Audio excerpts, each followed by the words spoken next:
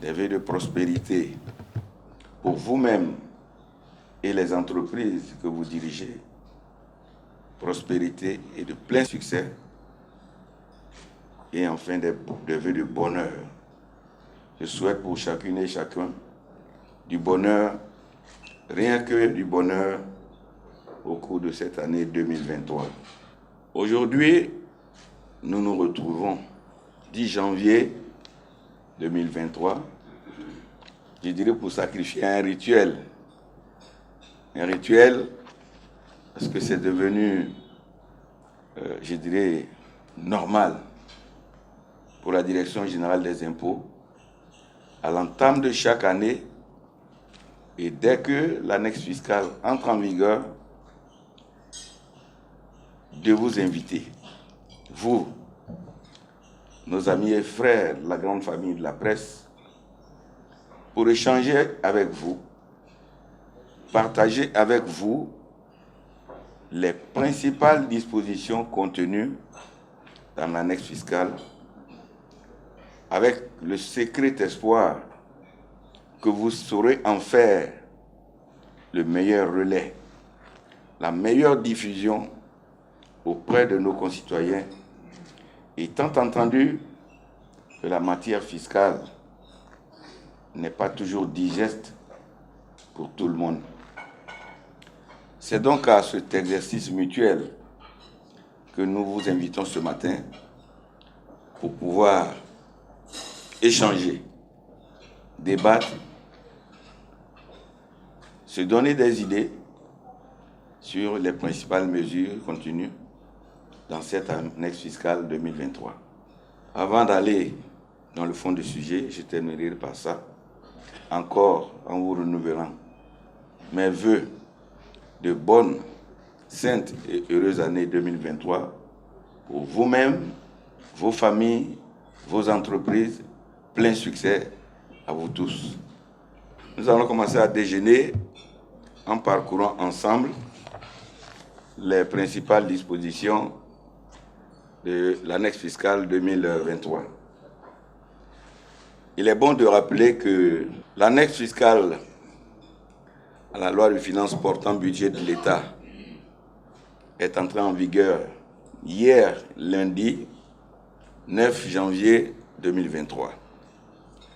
Cette annexe fiscale comporte 18 articles.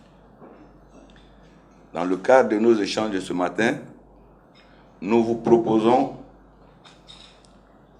d'en parcourir 13 sur les 18, étant entendu que nous restons ouverts, mais alors totalement ouverts, pour répondre aux préoccupations qui pourraient être les vôtres et qui porteraient sur des articles qui n'ont pas fait l'objet d'analyse. J'ai coutume de dire que tout choix comporte une part de subjectivité. Des dispositions qui nous ont paru pertinentes pour partager avec vous peuvent ne pas l'être pour vous, alors que vous souhaitiez voir examiner d'autres questions contenues dans l'annexe fiscale. L'équipe qui vient de vous être présentée, je pense qu'elle est suffisamment représentative pour voler au secours du directeur général lorsqu'il ne sera pas en mesure de répondre à vos préoccupations. Alors, nous allons commencer par la première mesure, chers amis qui êtes à la technique. Alors, d'abord, le contexte. Dans quel contexte l'annexe fiscale 2023 a été adoptée? Généralement, c'est des aspects sur lesquels d'autres présentateurs n'insistent pas. Ils vont directement aux mesures. Lorsque vous allez aux mesures, il faut savoir comment l'enfant a été conçu. Vous voulez lui donner un nom directement. L'enfant a été conçu dans quel contexte? Cet enfant, c'est l'annexe fiscale. Elle a été élaborée dans un contexte que vous connaissez. Un contexte avec, je dirais, la poursuite de la pandémie du Covid-19 et ses répercussions à la fois sur les populations et sur les entreprises. Mais en même temps, Cette pandémie, qui est toujours d'actualité, s'est vue greffer d'autres événements, notamment le contexte international, qui est un contexte marqué par une crise économique, une crise énergétique, une crise alimentaire, le tout malheureusement alimenté par le conflit en Ukraine. En ce qui concerne notre pays, les répercussions de ces situations ont entraîné, ça je ne vous l'apprends pas, un renchérissement du coût de certains produits, notamment les produits de première nécessité, qui sont nécessaires aux besoins de nos populations. Mais pour faire face justement à ce renchérissement, le gouvernement ivoirien a dû lui-même prendre également des mesures pour amortir le choc, pour contenir les effets de ces différents phénomènes que je viens d'évoquer plus haut, tout en poursuivant les efforts de développement du pays. Regardons autour de nous à Abidjan, regardons à Cocody, regardons à Bobo, Yopougon, la Riviera, Bingerville. Ici, on a un pont qui va enjamber la corniche. C'est tous ces efforts de développement que le gouvernement doit continuer. Je ne parle pas de l'éducation, je ne parle pas de la santé, où les actions du gouvernement se poursuivent, mais dans un contexte marqué par ce que je viens de vous dire. Voici le contexte global dans lequel l'annexe fiscale a été élaborée. Qu'est-ce qu'elle vise? L'objectif visé par l'annexe fiscale 2023, c'est de maintenir le rythme de croissance de la Côte d'Ivoire, qui a été fixé pour cette année à 7% et qui est conforme aux orientations contenues dans le plan national de développement 2021-2025 du gouvernement et qui prend en compte également l'environnement international. L'environnement international, en passant par l'environnement sous-régional, contexte UEMOA, l'environnement régional, la CEDEAO, l'environnement africain, l'Union africaine. Pour atteindre cet objectif, il est nécessaire et même impérieux pour nous, pour la Côte d'Ivoire, de renforcer sa capacité de mobilisation de ressources internes, laquelle devrait se traduire par un relèvement du taux de pression fiscale, afin de permettre à l'État, au gouvernement, de financer le développement de notre pays, tout en prenant en compte les effets pervers et induits, la situation mondiale et de ses répercussions sur les populations et sur les entreprises.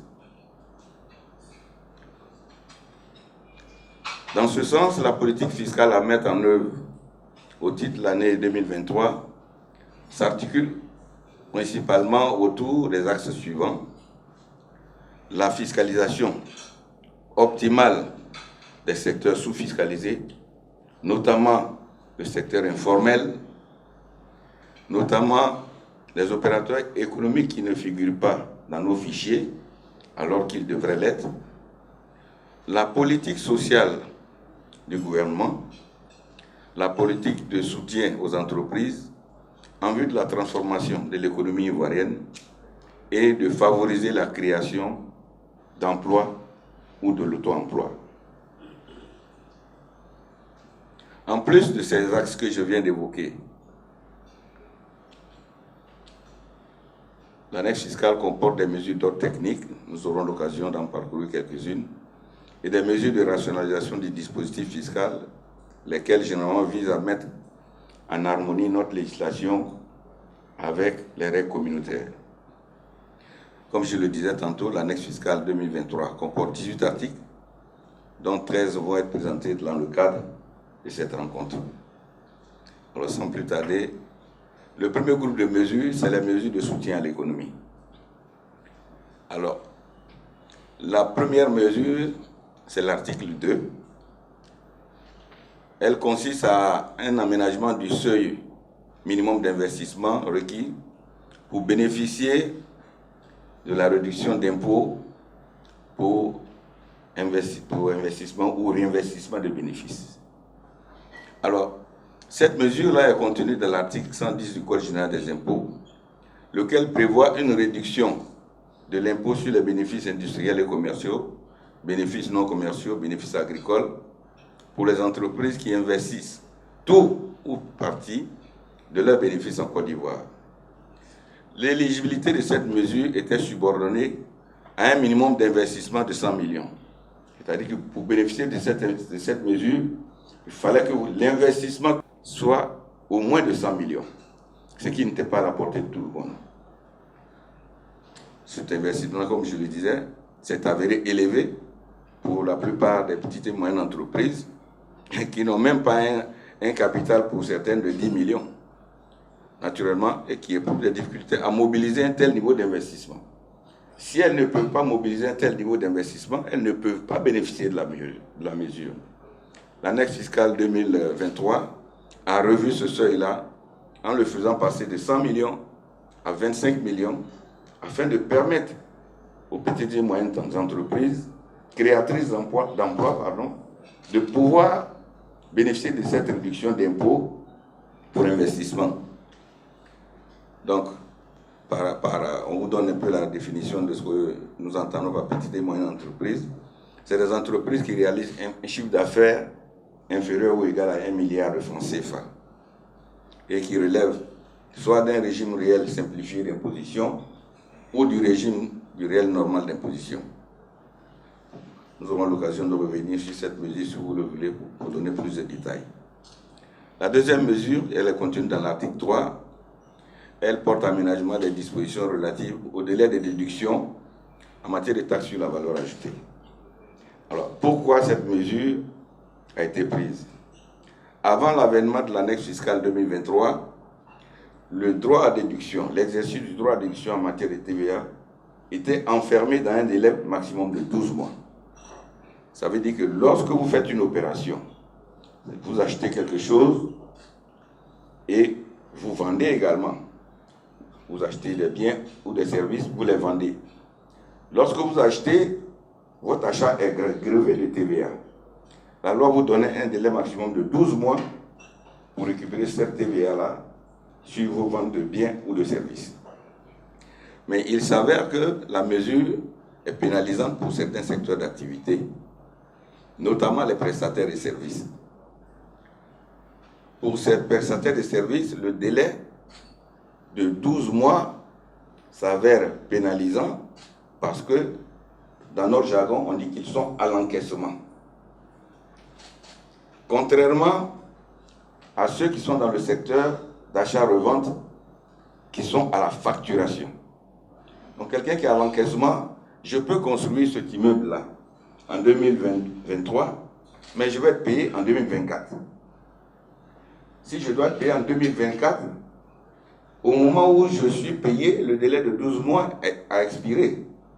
Je ne peux plus récupérer, selon l'ancien dispositif, la TVA, qui va devenir une charge pour l'entreprise. Or, qu'est-ce que nous voulons? Nous voulons que la TVA soit neutre, qu'elle ne pénalise pas les entreprises et qu'elle soit plutôt un facteur de renforcement de compétitivité de l'entreprise. Et donc, l'annexe fiscale 2023 réaménage le délai de droit à déduction, notamment pour les prestataires de ce service, en le faisant courir à compter de l'encaissement. C'est-à-dire, c'est le jour où on m'a payé. C'est à partir de ce jour-là que les 12 mois commencent pour me permettre de déduire la TVA. Et non à compter du jour où j'ai fait la facture. Voilà l'intérêt de cette mesure. Voilà. En conclusion, mais c'est ce que j'ai déjà dit, on passe à l'article 6, aménagement des dispositions du Code général des impôts qui sont relatives au mode de perception des droits de thème. Ça aussi, pour ne pas regarder la diapo, pour aller vite, le dispositif antérieur à l'annexe fiscale 2023 disait que pour le paiement de droit de quittance, ce droit de quittance doit être fait par établissement. Pour être concret, lorsque vous allez à la CIE ou à la SODECI, vous allez payer votre facture, on vous met un thème de 100 francs. L'ancienne législation disait que le droit est dû pour tous les établissements d'Abidjan à Tengrela. Il est dû pour tous les établissements d'Abangourou à Man, de San Pedro à Bouna. Le nombre important d'établissements faisait peser sur ces entreprises une charge administrative importante. Il a été décidé dans le cadre de l'annexe fiscale 2023 que les entreprises rassemblent l'ensemble de leurs opérations en une seule déclaration. Au lieu de faire des déclarations par ville, sans oublier que dans la même ville, il peut y avoir 2 ou 3 points de paiement des factures. L'annexe fiscale dit désormais, vous faites une seule déclaration au nom du siège, mais pour nous permettre, nous, Direction Générale des Impôts, de contrôler, dans la déclaration, vous nous détaillez quelles sont les opérations que vous avez faites par ville. Voici l'intérêt de cette mesure. Donc, on passe d'un système de déclaration multiple à un système de déclaration unique. L'article 14, qui est la 4e mesure que nous examinons, règle également un problème.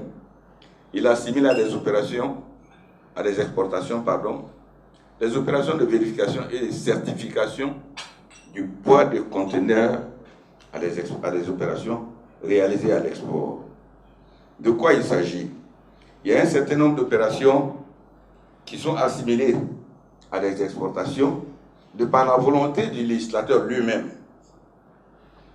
Mais il se trouve, je peux citer les opérations de manutention bord. Lorsque, par exemple, vous êtes en zone portuaire, que vous avez de la marchandise à faire partir sur un conteneur, l'opération de manutention, la machine qui va prendre le conteneur pour le mettre sur le bateau, cette opération est assimilée à une exportation parce que le conteneur lui-même va à l'étranger. La logique aurait voulu qu'on facture la TVA. Et si vous facturez la TVA à un conteneur qui sort, comment lui va récupérer? Et donc, un certain nombre d'opérations de ce genre avaient été assimilées à des exportations, mais les opérations de certification n'étaient pas visées par la loi. Les opérations de certification portent à la fois sur le contenant, qui est le contenu, et le conteneur, et le contenu, c'est-à-dire le produit qui est à l'intérieur du conteneur. La législation internationale fait obligation aux entreprises de faire certifier toutes les cargaisons qui doivent être embarquées. Ces opérations-là, avant l'avènement de l'année fiscale 2023, étaient considérées comme des opérations ordinaires soumises à TVA.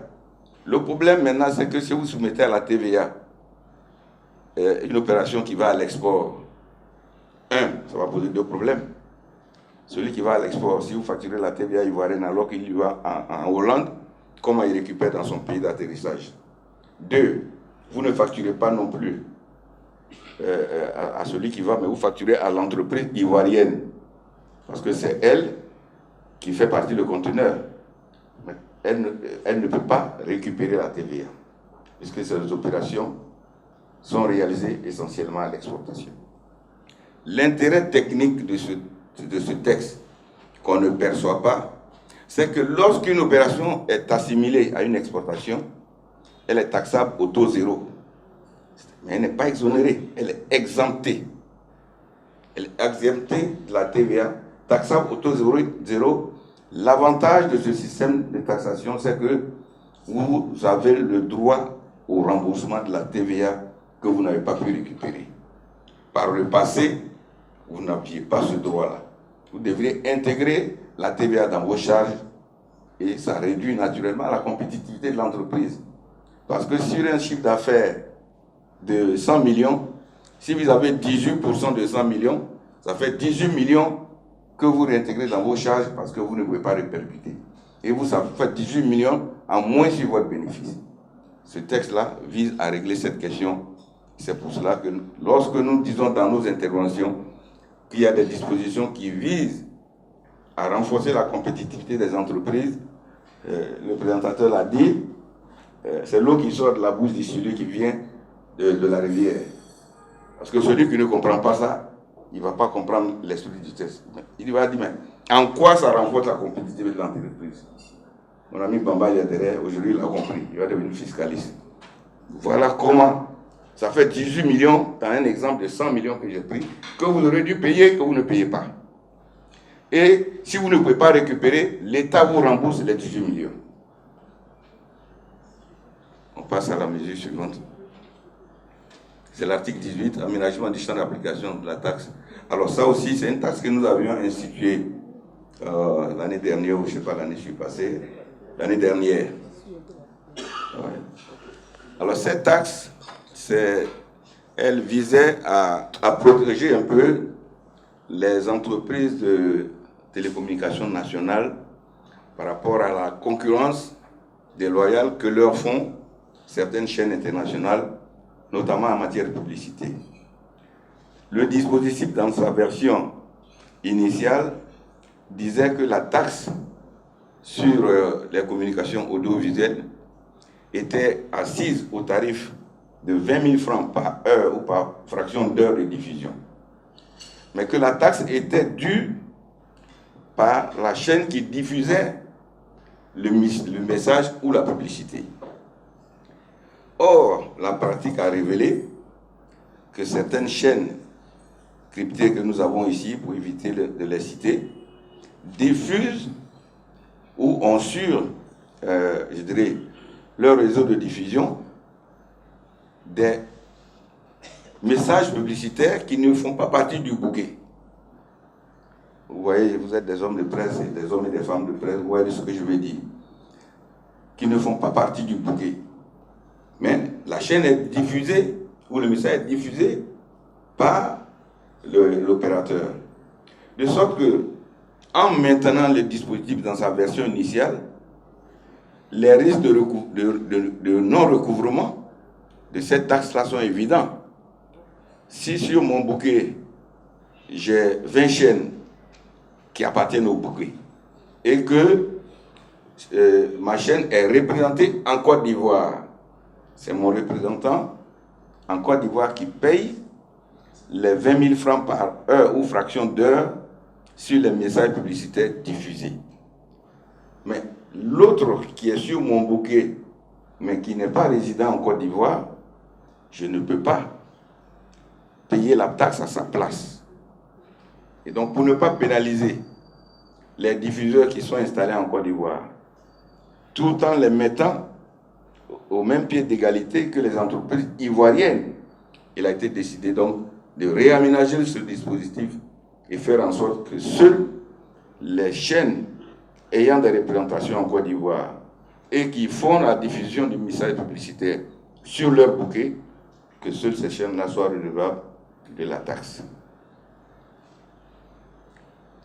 Le deuxième groupe de mesures, c'est les mesures de renforcement de nos capacités, parce que c'est quand même notre mission, notre capacité de mobilisation des ressources domestiques. Alors l'article 4, c'est un article que vous connaissez, en tout cas le texte vous le connaissez, peut-être que c'est la numérotation dans l'annexe fiscale 2023 qui change. C'est l'aménagement du droit d'accise sur les tabacs. Vous avez remarqué depuis un certain nombre d'années, il y a un réaménagement qui est fait progressivement sur les tabacs. L'annexe fiscale 2023 ajoute un point de taxation sur l'ancien taux. Donc, le constat, on rappelle qu'on était à 40%, alors que la réglementation communautaire, il y a deux réglementations communautaires d'ailleurs sur la question.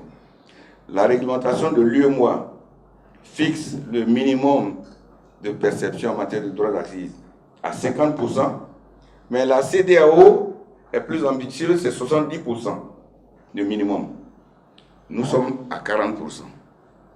L'annexe fiscale 2023 passe de 40 à 41%, mais avec un taux cumulé de prélèvement sur les tabacs qui s'établit aujourd'hui à 48%. Alors que je vous ai dit, le minimum c'est 50%. Donc nous sommes en dessous du minimum. Voilà l'aménagement que l'annexe fiscale apporte pour nous amener progressivement à atteindre le seuil minimum de 50% de taxation sur les tabacs. L'article 16, c'est un dispositif qui vise le secteur des télécommunications.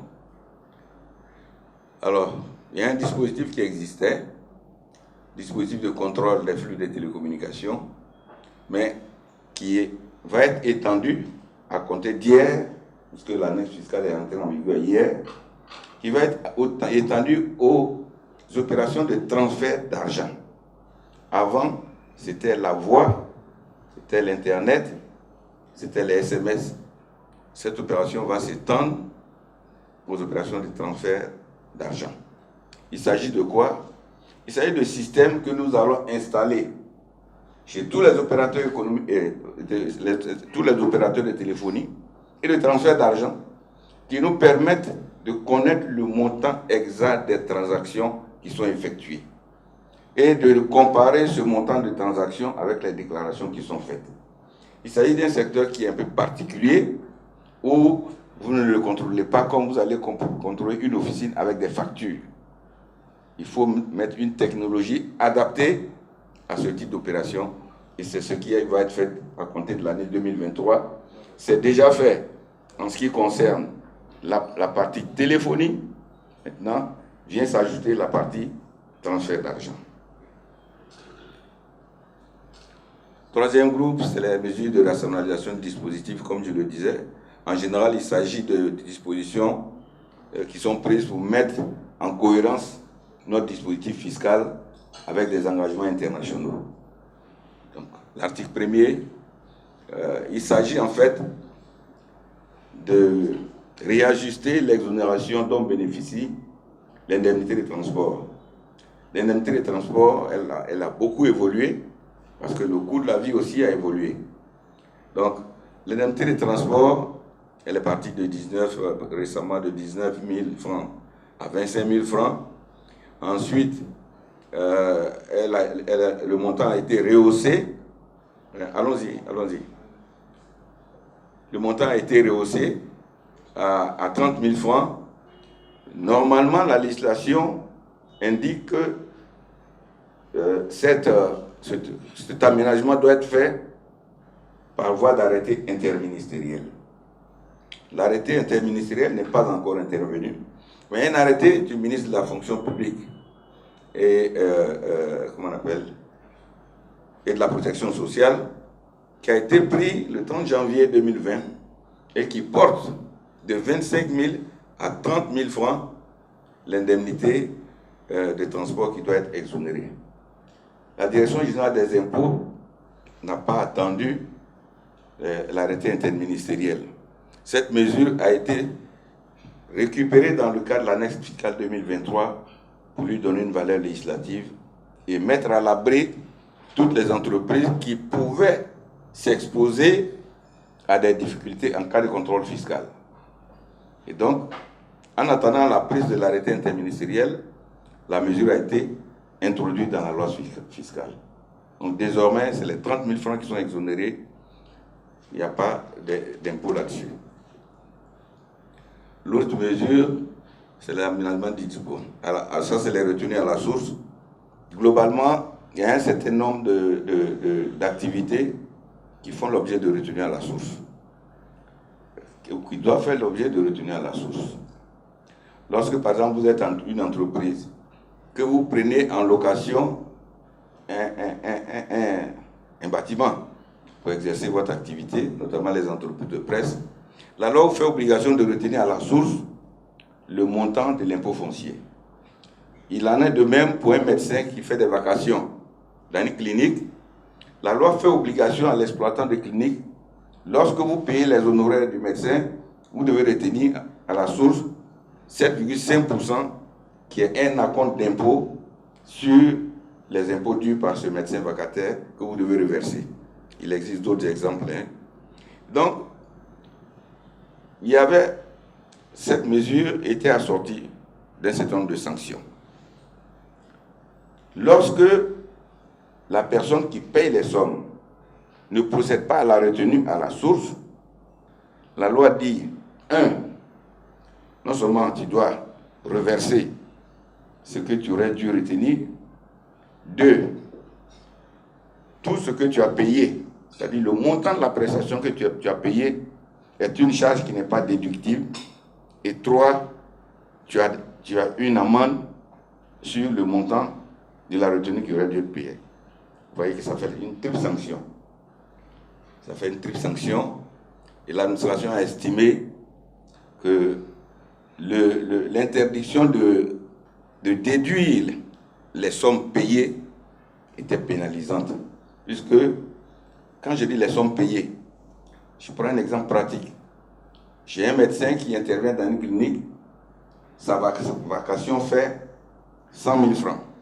La loi dit sur les 100 000 francs, moi, Ouattara Siabou, si je dois le payer, je retiens 7 500 francs comme acompte. Si je n'ai pas retenu les 7 500 francs pour les verser à l'État, je ne déduis pas les 100 000 francs, je paye les 7 500 et je paye une pénalité. Voilà le dispositif tel qu'il était. Désormais, l'État dit, je vous fais confiance, je vais enlever une partie des sanctions. Les 100 000 francs que tu n'avais pas le droit de déduire comme charge, désormais tu peux les déduire. Mais verse-moi mes 7 500 toujours. Et comme tu n'as pas versé à temps, il y aura les pénalités dessus.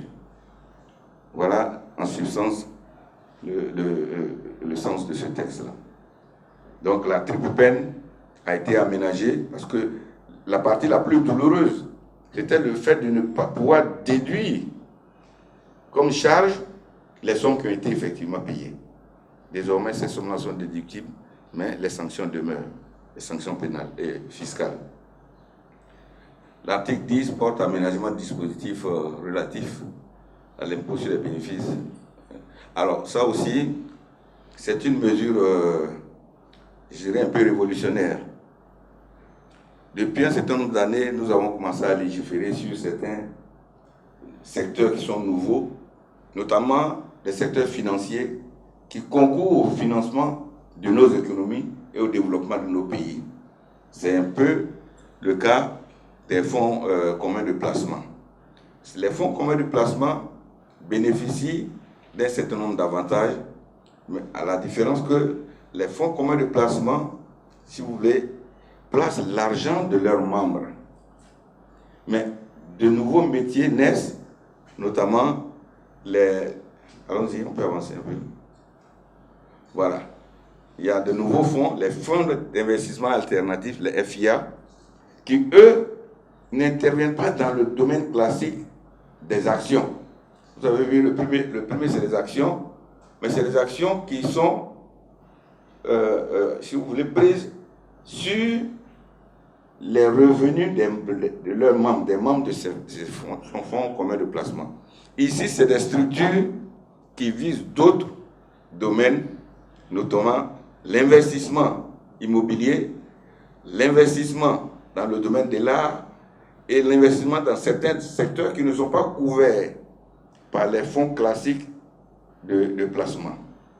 Donc, il a été décidé d'étendre la mesure d'exonération, là. Cette mesure donc vise à aligner le dispositif fiscal sur celui prévu par l'Union économique et monétaire et qui vise à favoriser la création de divers instruments de financement de tous les pans de l'économie, c'est ce que je disais. Les pans de l'économie, il y a l'art qui n'était pas pris en compte, il y a les investissements immobiliers, etc. Donc désormais, tous ceux-là sont éligibles, c'est pour élargir le portefeuille des investisseurs dans la zone UEMOA, mais plus particulièrement en Côte d'Ivoire. L'article 11, il porte...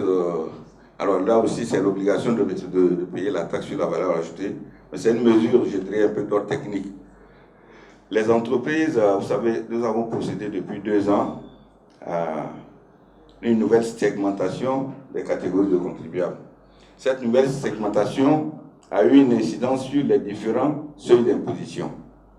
De sorte que certaines entreprises qui étaient au réel simplifié, au réel normal, pardon, avec le relèvement des seuils, vont se retrouver dans le lot des entreprises qui étaient au réel simplifié. Le réel simplifié, c'est entre 50 et 100 millions, l'ancienne classification. La nouvelle classification va jusqu'à 200 millions. Donc, c'est comme si quelqu'un qui était en 6e, vous avez voulu l'arranger, vous le ramenez au CM2. Donc, le nouveau dispositif dit désormais toutes les entreprises qui sont réelles simplifiées. Donc, le dispositif aligne désormais toutes les entreprises qui sont réelles simplifiées, dont une bonne partie était déjà au réel normal, mais qui reviennent au réel simplifié du fait de la nouvelle segmentation. L'annexe fiscale dit on met tout le monde sur le même pied d'égalité. La TVA doit être déclarée désormais par mois. La TVA collectée au cours des mois N doit être déclarée au plus tard le 15 du mois N plus 1. Alors, bon, ça c'est des mesures un peu techniques. Bon, il s'agit en fait de la poursuite du dispositif que la Côte d'Ivoire est en train de mettre en place pour lutter contre les prix de transfert. Et ça c'est, je dirais, un chantier mondial.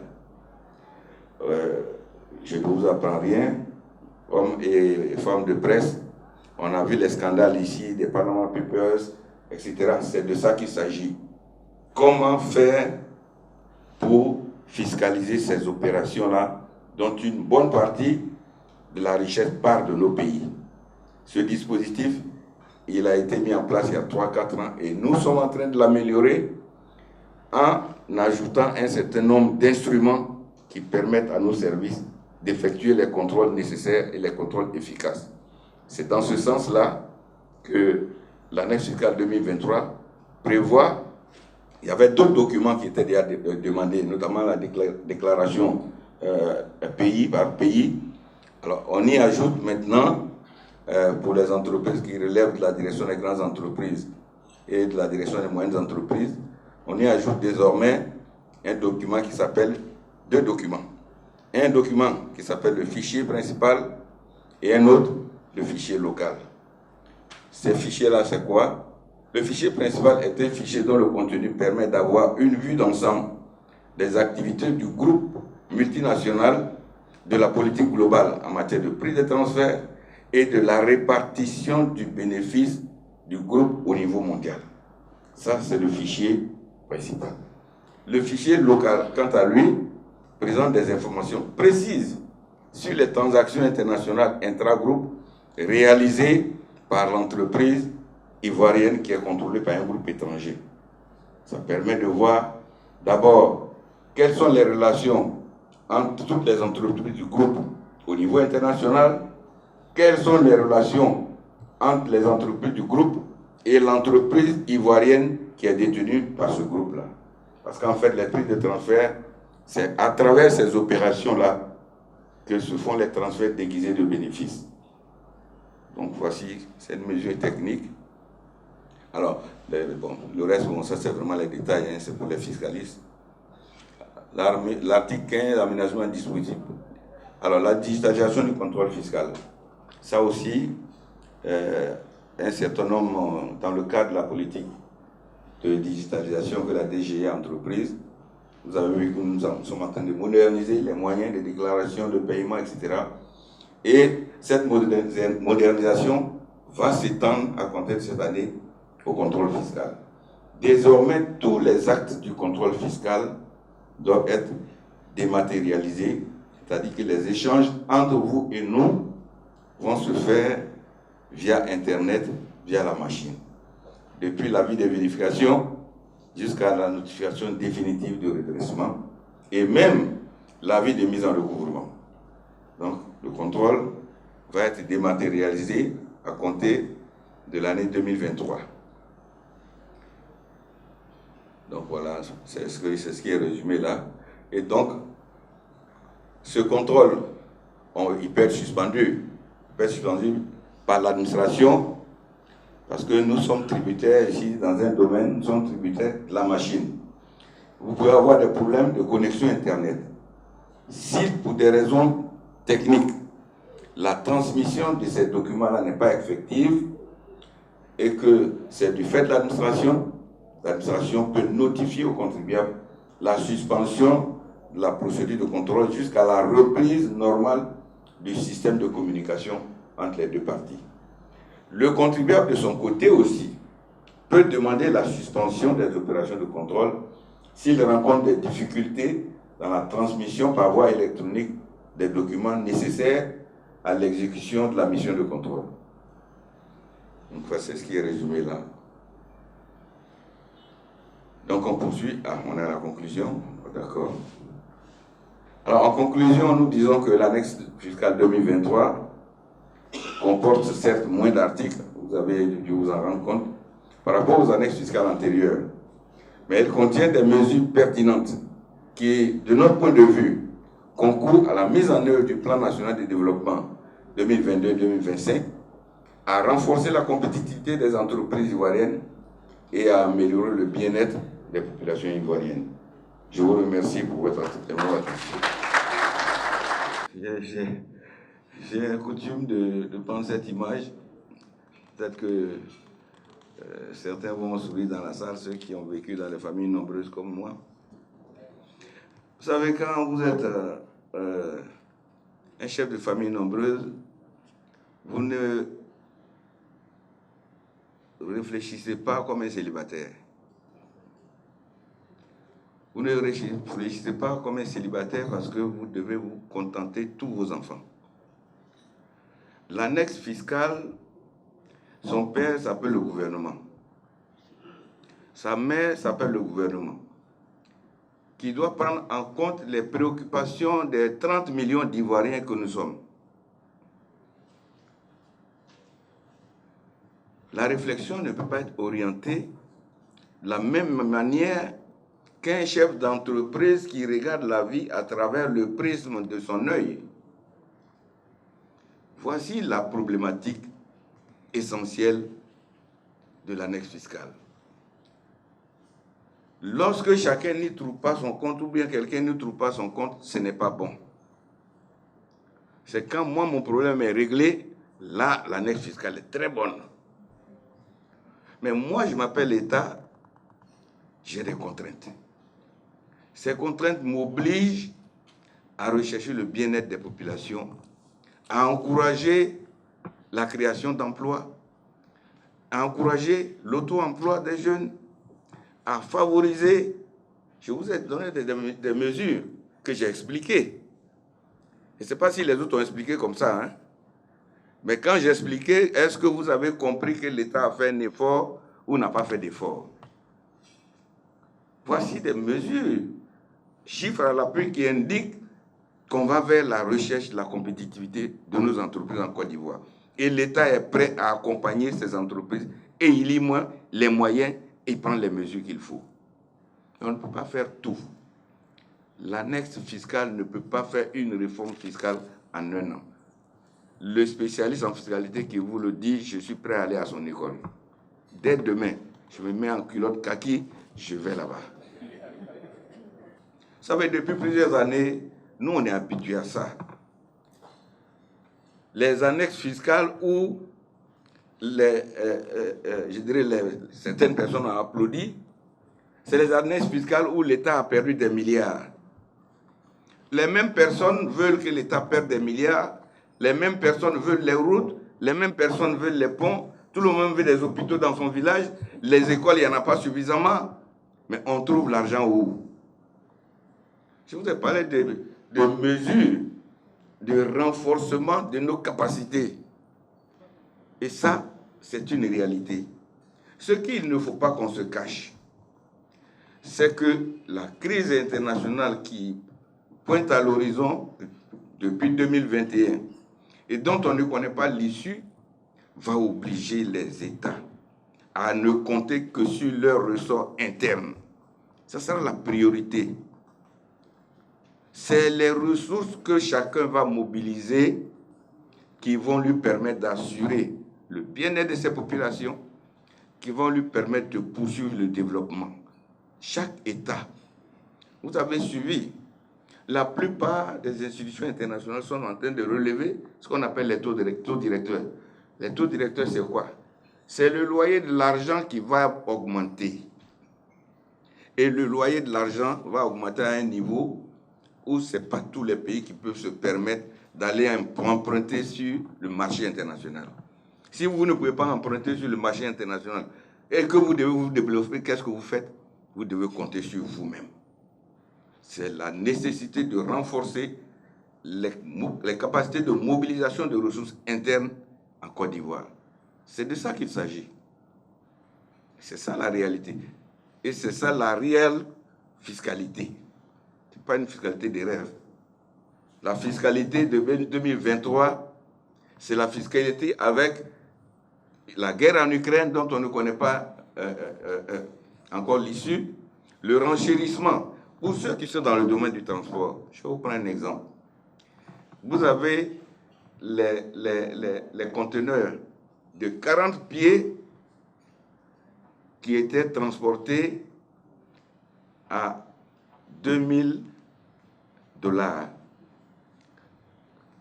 2000 $, le conteneur de 40 pieds, quand il vient de Singapour, qui vient de Chine, etc., c'était 2000 $.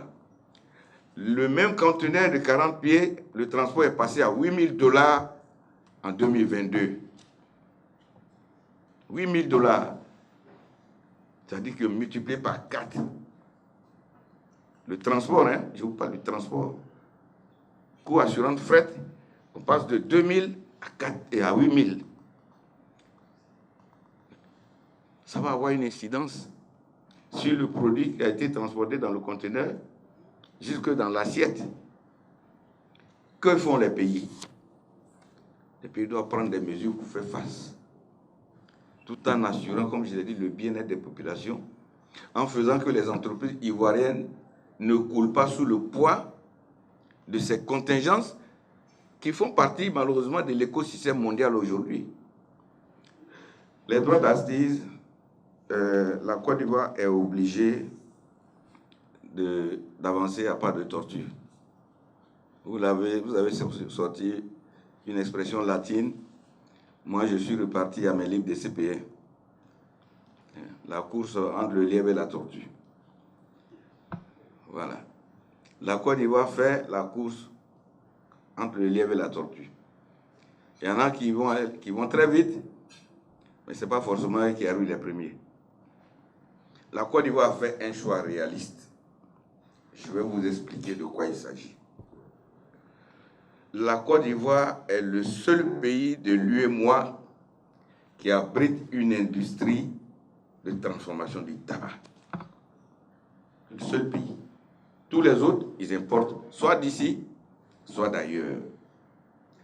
Le système de taxation, tel qu'il a été admis au plan communautaire, est favorable à tous les pays parce qu'ils n'ont pas d'industrie, sauf à la Côte d'Ivoire. Si nous suivons le système de taxation tel qu'il a été prescrit par la réglementation communautaire qui s'impose à nous tous, hein, mais je parle de la fiscalité, la réelle fiscalité. La seule industrie que nous avons en Côte d'Ivoire, dont je ne dirai pas le nom, elle va fermer. Elle va fermer parce que vous avez tous les pays qui nous entourent, d'où le tabac vient trafiquer. Nos frontières sont poreuses. Les droits d'assises dont on parle, ces tabacs-là n'acquittent pas. Mais l'opérateur ivoirien, lui, paye plein pot. Quand vous êtes un pays responsable et que vous avez une industrie, la seule, je dis bien la seule de l'UEMOA, je n'élargis pas, la CEDEAO c'est un peu plus grand. C'est la seule, et vous savez de qui je parle. C'est elle qui transforme. C'est pour ça que la Côte d'Ivoire a fait le choix de faire la politique des petits pas pour permettre au seul opérateur qui est là de se mettre à niveau pour pouvoir rentrer dans la concurrence avec les tabacs frauduleusement importés, les tabacs de contrebande qui ne payent aucune taxe. C'est ça. C'est ça l'explication. Sinon, ce n'est pas parce qu'on ne peut pas aller vite. On peut aller plus vite que les autres. Si on a fait ce choix, c'est aujourd'hui que je vous donne l'explication. Généralement, on ne dit pas pourquoi. Mais les gens à Ouaga savent, à Lieu-Bois. C'est la seule industrie. Si vous allez à 50-70% aujourd'hui, elle va fermer. Chacun de nous a un parent là-bas. Derrière la fiscalité, c'est tout un environnement. C'est tout un environnement. Il ne faut pas aller à 50% parce que le voisin allait à 50%. Lui, il allait à 50%, il ne paie rien. Il n'a pas d'entreprise. Alors, qu'est-ce que vous faites? La taxation du secteur informel. Qu'est-ce que nous comptons faire? Nous avons déjà un certain nombre de dispositifs qui existent dans notre législation pour appréhender le secteur informel. Mais pour la plupart, il s'agit des dispositifs légaux. Aujourd'hui, nous allons coupler ces dispositifs légaux avec des dispositifs techniques. Je vais vous prendre un exemple. Nous avons aujourd'hui, depuis l'année 2022 d'ailleurs, une application de contrôle de droit à déduction. Cette application est conçue de telle sorte que si vous, Monsieur Hakim, traitez avec moi et que vous n'êtes pas connu, si je rentre votre facture et qu'elle arrive sur le serveur des impôts, le serveur va rejeter la facture pour dire, monsieur, vous avez traité à monsieur Hakim, nous on ne le connaît pas, la facture qu'il vous a faite n'est pas valable, vous ne pouvez pas récupérer la TVA. Vous ne pouvez pas récupérer ça comme charge. Allez-y vous mettre d'accord avec Hakim, ou bien si vous ne pouvez pas vous mettre d'accord, moi je vous conseille de vous séparer de lui. C'est la machine qui va vous parler. Hein? C'est la machine qui va vous dire, cette facture a été émise par quelqu'un qui n'a pas la qualité d'assujetti, qui n'est pas connu. Donc la TVA qu'il vous a facturée n'est pas déductible. Elle constitue une charge pour vous. C'est un exemple parmi tant d'autres. Nous sommes en train d'affiner. Nous sommes en train d'affiner la taxation du secteur informel. Au plan législatif, les dispositifs existent déjà. Il y a des dispositifs de retenue à la source. C'est-à-dire tout ce que vous faites.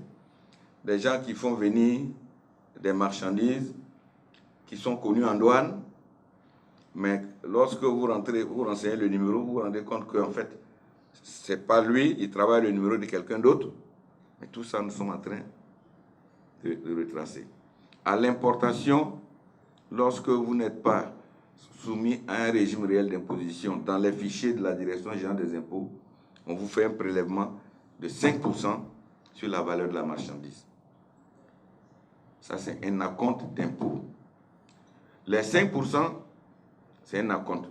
Si vous venez vous déclarer, les 5% seront déduits de vos impôts. C'est-à-dire, si votre impôt est de 100, mais ça sera 100 moins les 5 que vous avez à payer. Mais si vous voulez rester dans l'informel et cumuler les 5%, peut-être qu'ils vont devenir 150. Si vous estimez que 150, c'est mieux que 100, c'est vous qui payez. Mais nous, on veut vous amener à payer le vrai impôt qui est de 100, mais en venant vous déclarer. Et on se donne les moyens, en dehors de la loi, on se donne aujourd'hui les moyens techniques, informatiques, pour retracer vos activités. Pour retracer vos activités. Je crois que les spécialistes, c'est que le secteur informel pèse combien d'après les statistiques dans l'économie?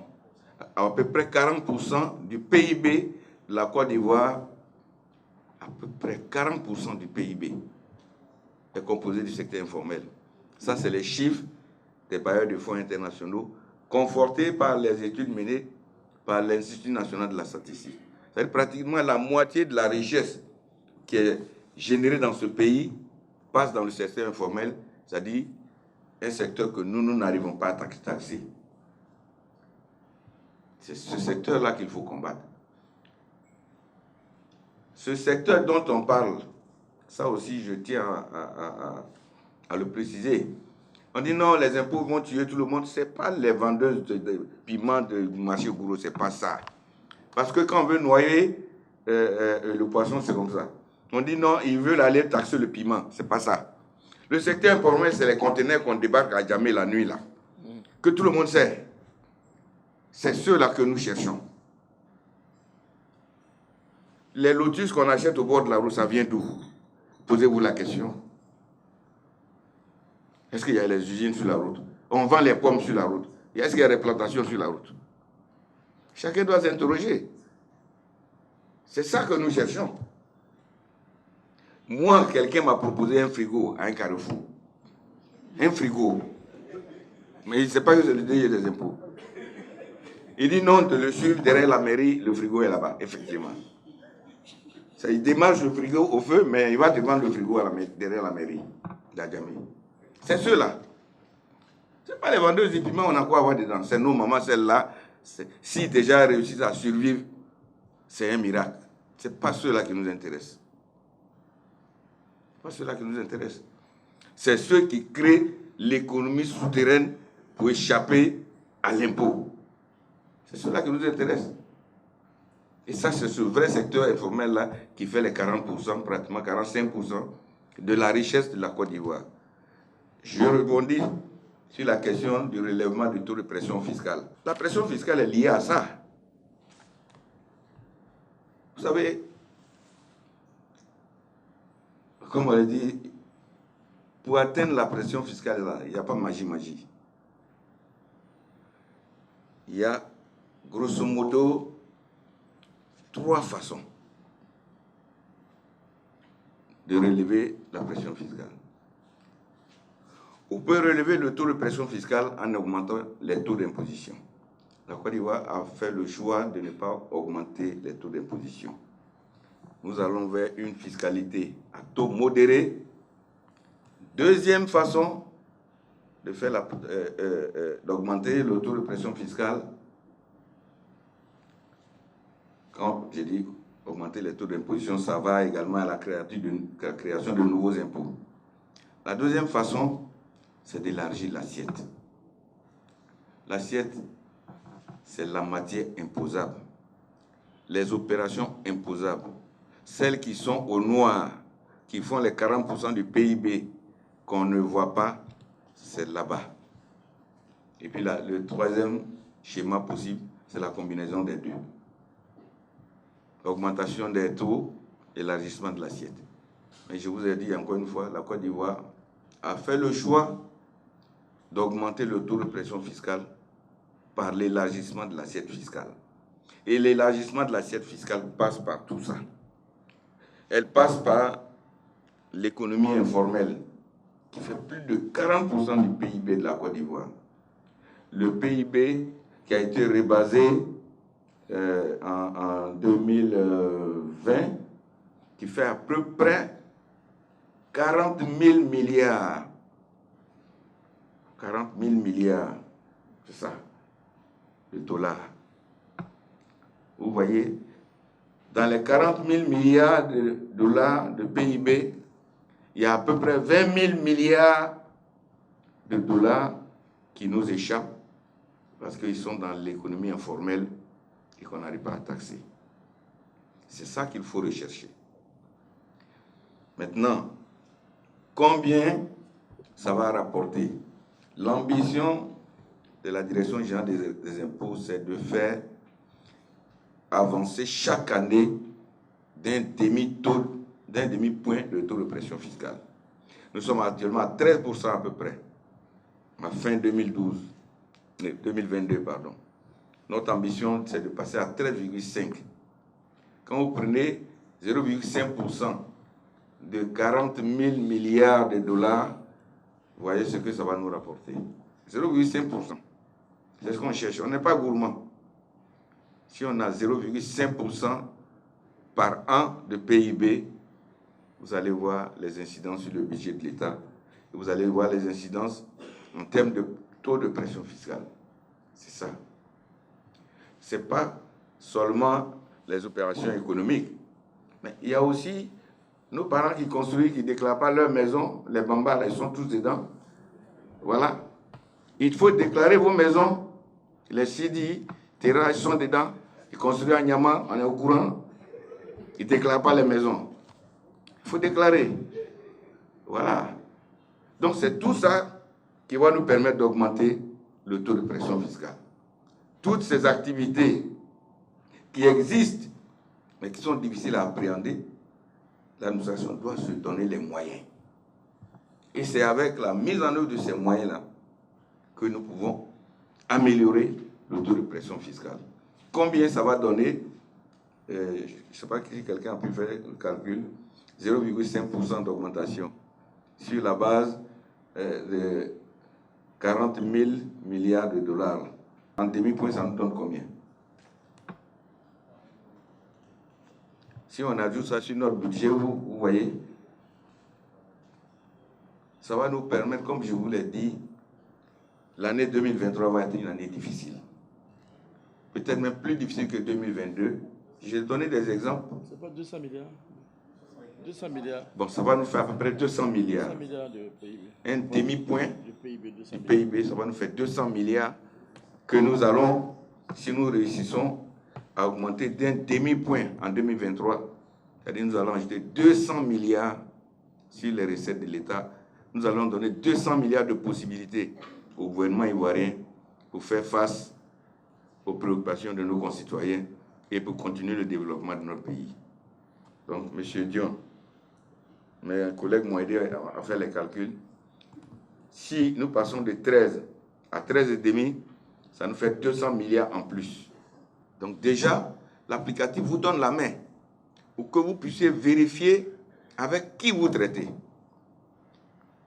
Si malgré toutes ces informations, vous acceptez la transaction, donc vous acceptez que la TVA que l'autre va vous facturer, elle n'est pas déductible. Et cette TVA qui n'est pas déductible, elle est acquise à l'État. Donc ça aussi, c'est une manière de fiscaliser le secteur informel. Tous ceux qui vont se rendre complices de ceux qui traitent dans le noir, la TVA qui va leur être facturée, par le passé, la machine ne pouvait pas faire le tri. Aujourd'hui, elle peut faire le tri. Même si celui avec qui vous avez traité vous a donné un numéro qui n'est pas bon, la machine vous dira que ce numéro n'est pas bon parce qu'il correspond au numéro de M. Cissé. Ce n'est pas le numéro de M. Hakim. Donc, la machine va rejeter. Cette TVA-là aussi est acquise à l'État. Chaque fois qu'il y aura des opérations qui ne sont pas correctement effectuées au regard de la loi fiscale, elles seront rejetées et ces sommes-là seront acquises à l'État. Donc, ce que vous refusez de déclarer, vous allez le payer autrement puisque vous ne pouvez pas déduire. Et si vous ne pouvez pas déduire, c'est acquis à l'État. Donc, voici quelques mécanismes. Mais permettez que je ne dévoile pas tout dans le cadre d'une conférence parce que, bon, nous avons quand même nos boîtes secrètes aussi. Mais quand on vient annoncer dans une conférence qu'on va renforcer les capacités de mobilisation de ressources, c'est qu'on sait sur quoi on compte. La taxation des opérations de transfert d'argent, elle est différente de la taxation de l'audiovisuel. Bon, vous en avez fait une question. La taxation de l'audiovisuel, c'est ce que j'ai expliqué. On avait fait un système de taxation globale au départ. La pratique a démontré que les opérateurs ou les propriétaires de chaînes étrangères, mais qui ont des représentations ici, avaient sur leur bouquet certaines structures, mais encore qu'il n'y en a pas beaucoup. Il n'y en a pas beaucoup. Parce que la plupart des chaînes que nous avons, les chaînes cryptées là, en dehors des chaînes qui appartiennent au bouquet, c'est rare qu'il y ait de la publicité sur les autres.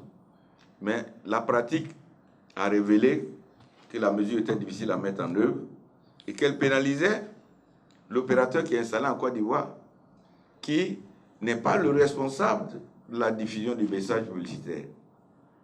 C'est pour cela que le nouveau dispositif met à la charge de l'opérateur qui a un représentant en Côte d'Ivoire la charge de payer la taxe qui a été, sur les messages qui ont été diffusés sur son bouquet. Qui ont été diffusés sur son bouquet.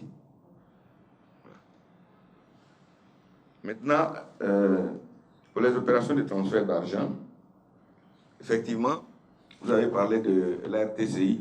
La RTCI est le régulateur du secteur des télécommunications.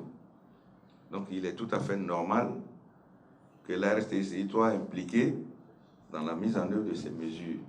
Que ce soit le contrôle des flux de télécommunications, tout comme le contrôle des flux de transfert d'argent.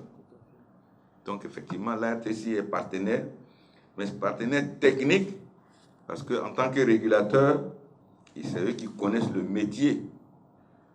Nous, je veux dire, au plan technique. Et nous allons travailler, nous avons travaillé d'ailleurs avec la RTCI depuis longtemps, pour appréhender tous les flux de communication, les flux financiers qui sont générés par le secteur. Donc effectivement, la RTCI est partenaire, mais comme je l'ai dit, votre question, il y avait deux volets. Le transfert d'argent, ce n'est pas la même mesure que l'audiovisuel. Bon, Monsieur Hakim aussi, c'était un peu la même chose. Hein, il avait posé la question de la taxation du secteur de l'information, c'est ça? Bon, je crois que c'est ce que je vous ai indiqué. C'est la mesure qui concerne l'audiovisuel, mais c'est sur la publicité. Sur la publicité. Je vous ai dit, il y a 18 articles. Mais dans les 18 articles, c'est le gouvernement de Côte d'Ivoire qui parle aux populations. C'est le gouvernement de Côte d'Ivoire qui parle pour dire, voici ce que j'envisage pour le bien-être de ma population. Voici ce que j'envisage pour renforcer la compétitivité des entreprises en Côte d'Ivoire. Voici ce que j'envisage à travers l'annexe fiscale pour la transformation de l'économie ivoirienne. C'est un message très fort qui nous est lancé à travers cette annexe fiscale. J'ai coutume de dire qu'un impôt bien compris est un impôt beaucoup plus facile à acquitter. J'ai également coutume de dire que mon ambition, c'est de faire en sorte que les Ivoiriens payent les impôts avec le sourire. Pour y parvenir, il faut être proche de leurs préoccupations. Il faut expliquer, sensibiliser, éduquer, informer. Et pour toutes ces missions, nous comptons sur vous, hommes et femmes de presse, pour nous aider à présenter l'annexe fiscale, à présenter les dispositions fiscales, à les vendre auprès de nos populations, à les vendre auprès de tous les contribuables, dans l'intérêt supérieur de notre pays, la Côte d'Ivoire, que nous aimons tous et que nous voulons voir se développer encore davantage. Abidjan est en chantier, on en parle avec le sourire. Je souhaite justement que nous fassions en sorte que la Côte d'Ivoire d'aujourd'hui soit les prémices de ce que les autres n'ont encore rien vu et de ce que nous sommes capables de montrer au monde. Mais nous sommes capables de montrer au monde par notre capacité de mobilisation de ressources, par notre capacité à accompagner les entreprises, par notre capacité à faire en sorte que les populations vivent mieux aujourd'hui, mieux encore demain qu'aujourd'hui. En tout cas, merci beaucoup à vous tous. C'est le message que je voulais passer au nom de tous mes collègues.